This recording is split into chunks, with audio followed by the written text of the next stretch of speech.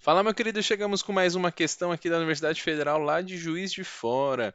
E essa questão ela nos fala aqui um pouquinho sobre trocas de calor. A gente está fazendo uma série bem grande aí nesse começo de ano sobre a parte importante de calorimetria e a gente não deixa de fazer exercícios de trocas de calor, tema tão importante aí para a gente. Nesse exercício, a gente está misturando dois líquidos e está perguntando qual é a substância que foi misturada. Você vai ver que a gente vai encontrar o calor específico e chegar nessa solução facilmente. Espero que você possa entender.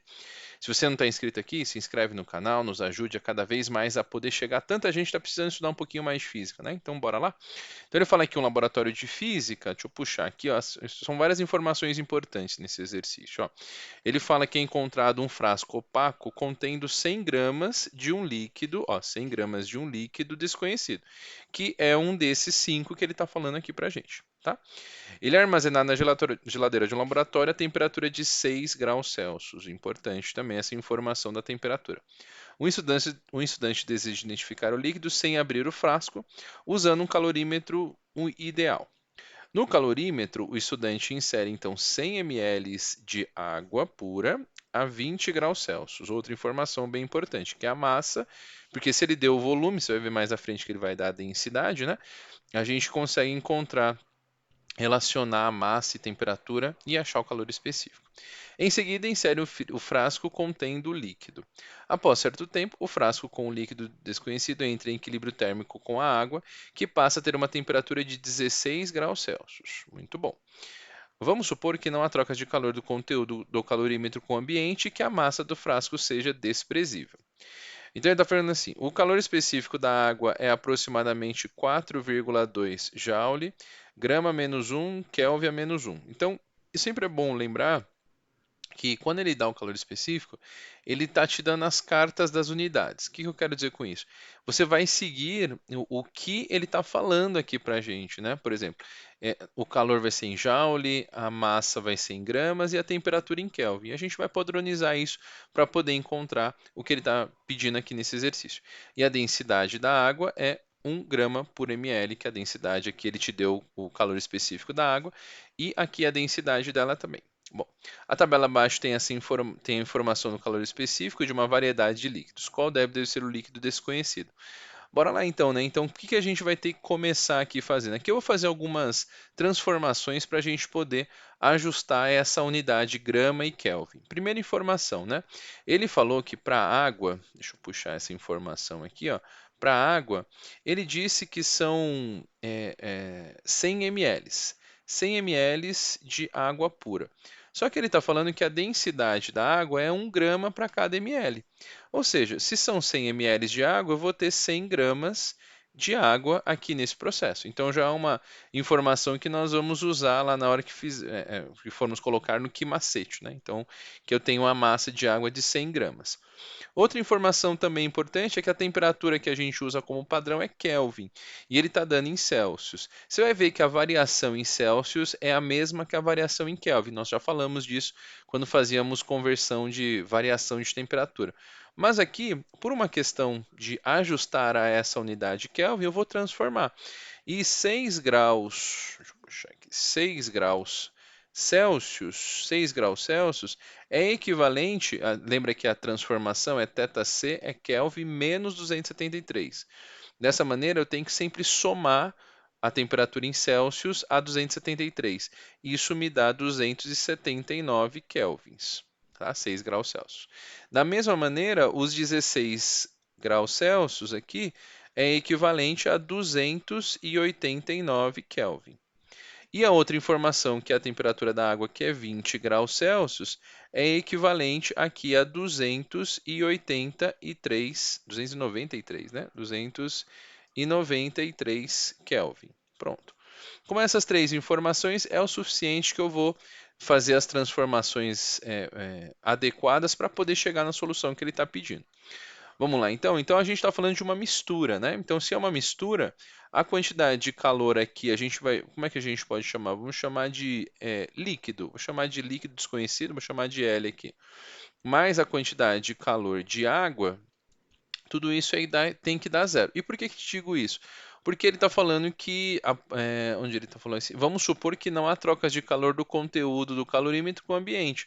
Então, ocorre troca de calor só entre o líquido e a água. Perfeito, então é assim que a gente vai montar.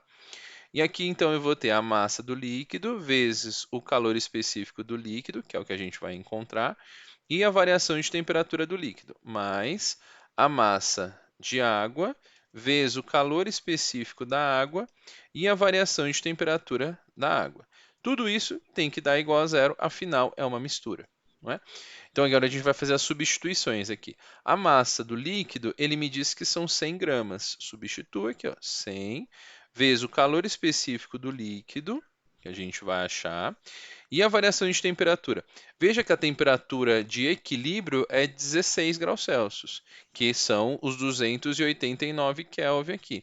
Então a temperatura final do sistema, a qual essa substância chegou, foi de 289 menos a temperatura inicial desse material é de 279 Kelvin. Então a gente coloca aqui também 279.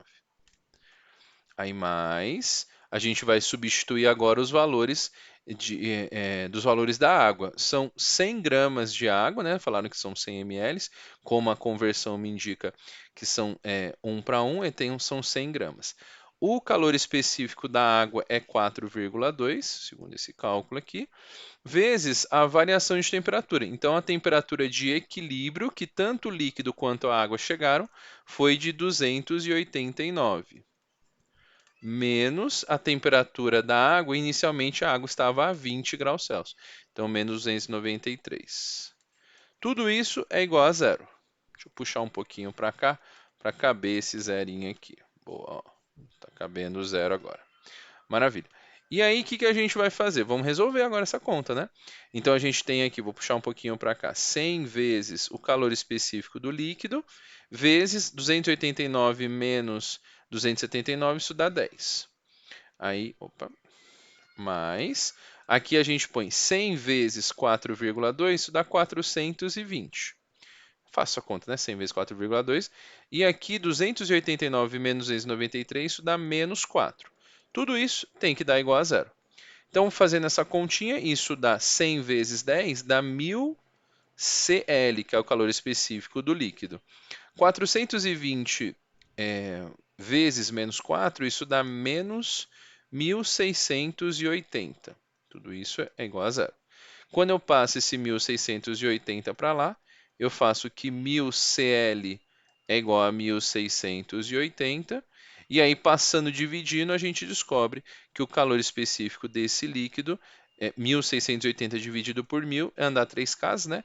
1,68, e aí eu vou usar a unidade que a gente está usando, Joule grama menos 1, Kelvin a menos 1.